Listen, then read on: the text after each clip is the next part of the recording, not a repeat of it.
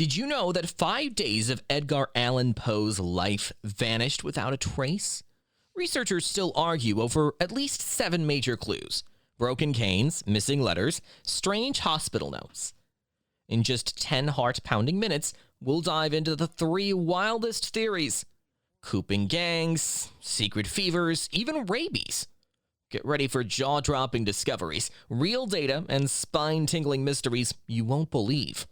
No fake stories, only eyewitness accounts, fresh research, and expert interviews laid bare. Let's unlock Poe's final secret right now. Absolutely. Number 1. The last unknown moments of Poe's life. Have you ever heard a story that makes your skin tingle? That's exactly what happens with Edgar Allan Poe's last days. We know he died on October 7th, 1849, but everything before that feels like a puzzle with missing pieces. No clear hospital record, no final letter, just whispers in old newspapers and a doctor's short notes. It's as if Poe slipped into a fog and never came back. The mystery keeps us hooked. Every time someone digs up an old diary entry or faded newspaper clipping, we hope it will explain what really happened. Instead, we find more questions. Why was Poe wearing clothes that weren't his? Why did he wander the streets lost and confused? These questions make Poe's final days as thrilling as one of his own ghostly tales. Number 2. Poe's farewell tour and his trip to Baltimore. After his young wife Virginia died in 1847, Poe was heartbroken. To start fresh and raise money for his new magazine, he hit the lecture circuit in 1849. He spoke in big cities like Philadelphia and Norfolk, earning applause and a little cash. He even stopped in Richmond to visit Elmira Shelton, his childhood crush. That night, he left Sadler's Restaurant with the wrong cane and his favorite book still behind him. The next day, he sailed to Baltimore. Friends said he looked okay, sober, in good spirits, ready to get back to work. But after he got off the boat on September 28th, he seemed to vanish. No letters, no hotel receipts, no reliable sightings until days later. It's like he walked into a story and never came out. Number 3. The week that disappeared.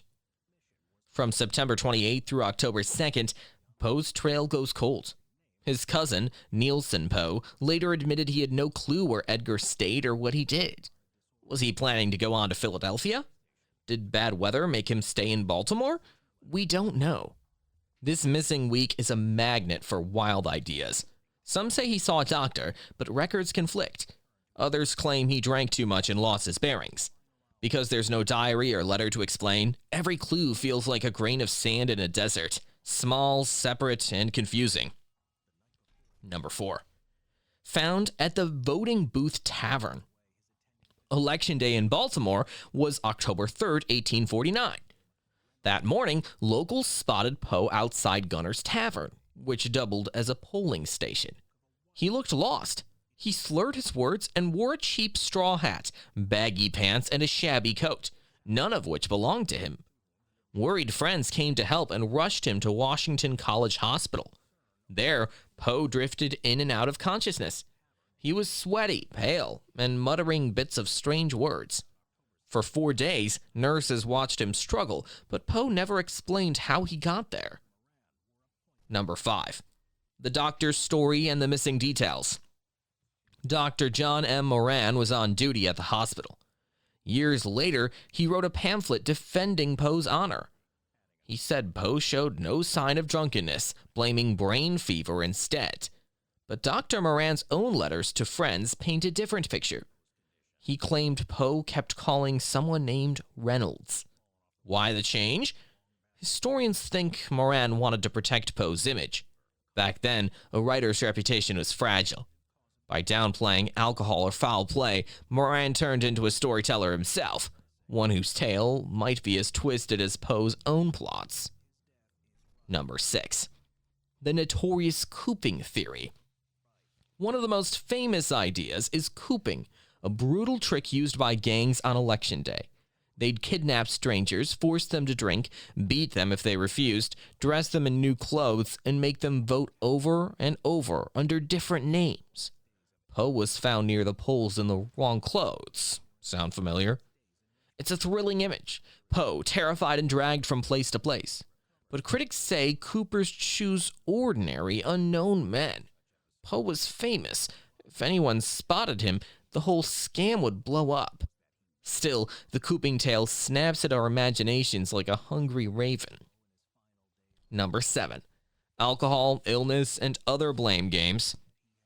Soon after Poe's death, temperance crusaders pointed fingers at alcohol. J.E. Snodgrass, a well-known teetotaler, wrote that Poe's drinking finally caught up with him. Yes, Poe had struggled with drinking in his life, but did alcohol kill him that night? Other ideas popped up too. Some blamed a sudden cholera outbreak in Baltimore. Others thought epilepsy or tuberculosis might have taken hold. Modern doctors even suggested diabetes or rabies. But without blood tests or a detailed report, these guesses stay just that. Wild guesses. Number 8. A new deep dive in 2024. In April 2024, researcher David F. Galen published a fresh look at Poe's final days. He dug into dozens of letters, cross-checked hospital logs, and sized up every eyewitness story. Unlike earlier writers who picked a favorite theory, Galen lays out each clue and lets you decide what rings true. He leans toward alcohol-related trouble mixed with stress and bad health, but he admits we might never find a smoking gun. What makes his book stand out is the way he lines up all the clues side by side, helping readers see how each one fits or doesn't fit into the puzzle. Number 9. Forensic theories that sound like science fiction. In more recent years, some scholars brought science into the mix. Psychiatrist Arno Carlin said Poe might have had a rare enzyme problem that made alcohol act like poison in his brain. Imagine having coffee react like gasoline. It sounds wild, but it shows how weird science can be. Then Dr. Michael Benitez suggested rabies. He pointed to Poe's delirium and hallucinations, saying they fit a rabies case. But rabies usually shows more obvious signs, like fear of water. Without blood or tissue samples, these modern ideas stay fascinating what-ifs rather than proven facts. More than 175 years later, Poe's death is still front-page news for fans. Museums in Baltimore give tours of the old hospital site. Writers and filmmakers keep retelling the story, each adding a new twist. Every Halloween, ghost hunters and Poe lovers flock to his grave in Richmond. Why? Because a mystery is never boring. The gaps in Poe's story invite our own imaginations to fill them. We wonder if we could solve it, if we could find that missing diary or untold letter.